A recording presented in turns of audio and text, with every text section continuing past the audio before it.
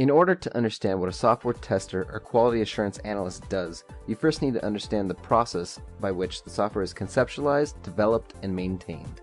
This process is known as Software Development Lifecycle, or the SDLC. There are 7 key points to understanding the software development lifecycle. Phase 1, planning. Phase 2, requirement analysis. Phase 3, design. Phase 4, implementation and coding. Phase 5, testing. Phase 6, deployment. And Phase 7, maintenance. So it all starts with this guy, the customer. He's the guy that has the business idea for our invoice application and the money to get it started. He's going to reach out to multiple different tech companies until he finds one that he likes. Finally, he's going to meet our company's product owner or our project manager. They are going to discuss terms of their agreement, sign a deal, and accept the project. This will move us into the next phase, planning the requirements. Together, the customer and the product owner will outline the requirements of the application. Let's imagine that the requirements that they've both agreed upon are as follows. 1. User registration. 2. Login. 3. Logout. 4. The dashboard landing page. And so on and so forth. Throughout this course, we'll be running multiple iterations of the SDLC, to which new requirements and new features will be added. Now that we have the outlined requirements, let's take them and move on to the requirement analysis phase. Here's our team: operations, developers, product owners, and testers. We'll all meet up in an office for a few hours and define each outlined requirement and give more planning details. Let's start with requirement number 1, user registration.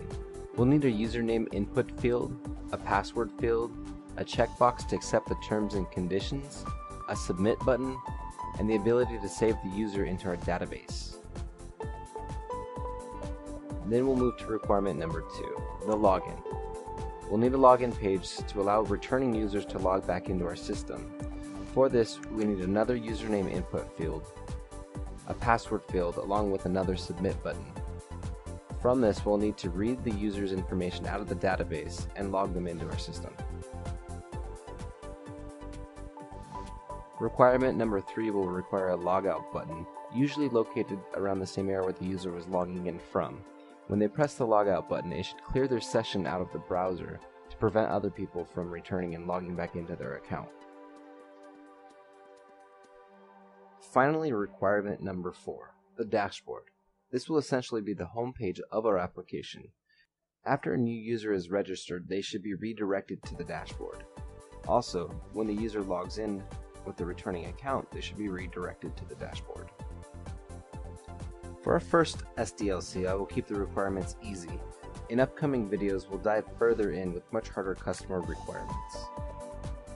Once all of the requirements have been analyzed by the team and defined, the product owner will take all the defined requirements and create tickets in a project management system.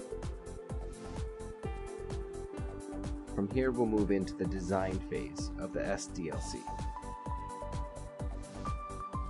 The design phase takes all the requirements and starts to plan the product.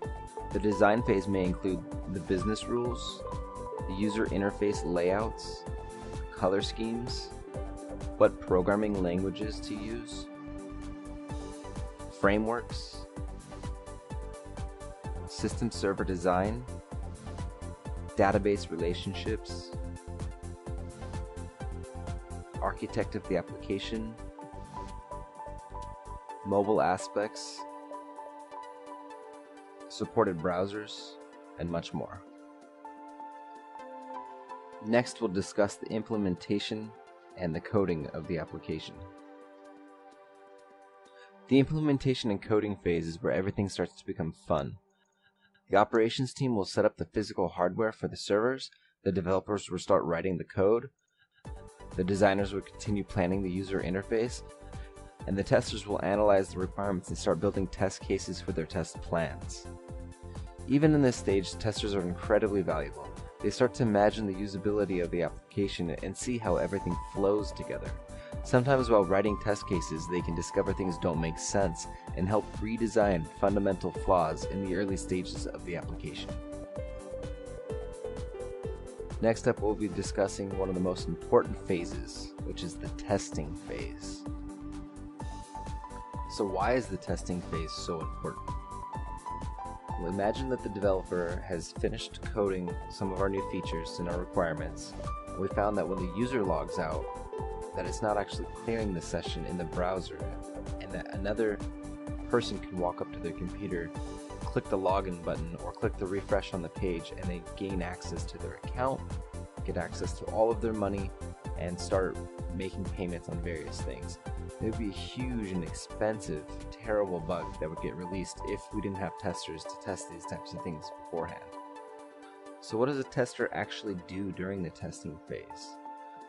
Now that we have the servers all set up and the database is set up, developers have finished coding. They've given us an application, an actual website that we can log into now.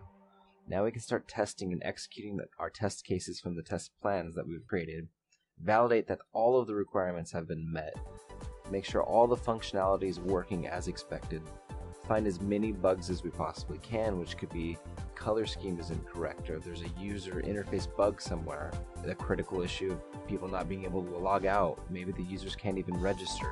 There's so many mistakes that the developer can make and do make frequently. So as we're testing, we start to find bugs, and what we'll do is we'll report them into a bug tracking system, which is then assigned to a developer. They'll go in and they'll fix the bug, fix the issue, and assign it back to us. This is called a bug lifecycle. You may have noticed that I've mentioned test cases, test plans, and bugs. In the upcoming videos, we'll go into the bug lifecycle, iterating with developers, and how to write test plans and test cases. Up next, we'll talk about the deployment phase. The deployment phase, the operations team will end up mirroring the staging or development environment systems that we've been testing in and get them ready for production, meaning that they'll install new hardware, brand new servers, have everything scalable for production.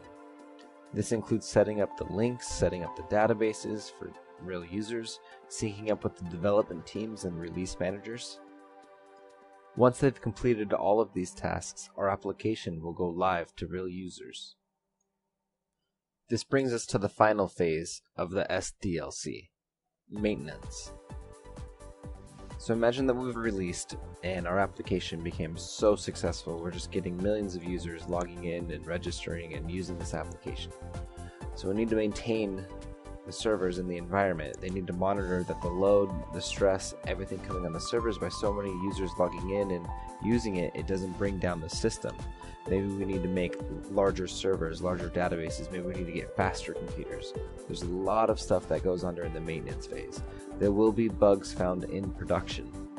It's called production support. Frequently, users will email with their issues, and you can stop and investigate what they're complaining about or what their issue is, figure it out, write up a bug, get it resolved, and do another deployment to production with the issues fixed.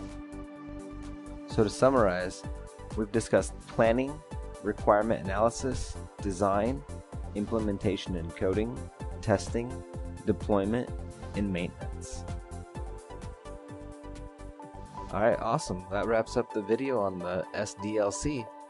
One last thing to say is once we're in the maintenance phase, new features will come through, new requirements will come through, and we'll restart the whole process again and be able to get new stuff added into our existing application.